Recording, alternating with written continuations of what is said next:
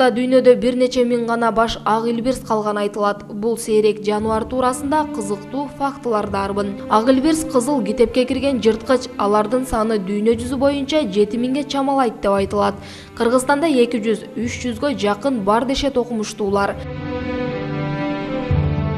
Ак илбирстер байырлаган аска зоолору 6000 метрге чейинки бийиктикте түзөт.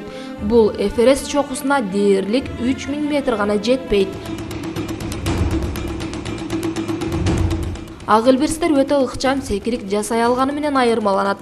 Алар дээрлик 15 метр жерден секирип, жандыктарды кармай алат. Негизинен аркар теке жешет. Бул жырткычтын биологиясы толук изилденип бүтө элек. Анткени алар өтө бийиктикти байырлашкандыктан аларды изилдөө кыйын. Мындан улам окумуштуулар ак илбирстер кичи мышыктар классына киреби же ири мышыктарга киреби дале талашып тартышып келишет. Ак илбирс жылына 2 жолу тукумдайт. Көбүнчө 2ден, ашып кетсе 5ке чейин күчүк тууйт. Бала көтөрүү узактыгы 90-100 күнгө барабар. Ак илбирстер табиятта 13 жылга чейин жашайт. Башка шартта ургаачысы 28 жыл жашаган учуру катталган. Ак илбирсти анын добушу аркылуу аныктоо мүмкүн эмес, анткени көмөкөйү табиятынан ушундай жаралган. Эч кандай шыбыш, үн, добуш ал тургай дем чыгарбай да кое алат.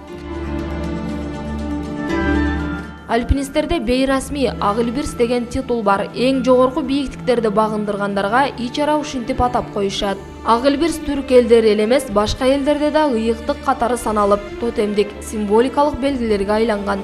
Маселен, Тибетте ыйык адамдар ак илбирске айланып кетишет деп ишенишет. Ак илбирстин сөлөкөтү бир катар өлкөлөрдүн монета, герб, мамлекеттик белгилерине түшүрүлгөн. Маселен, Бишкек шаарынын гербинде да ак илбирс тартылган.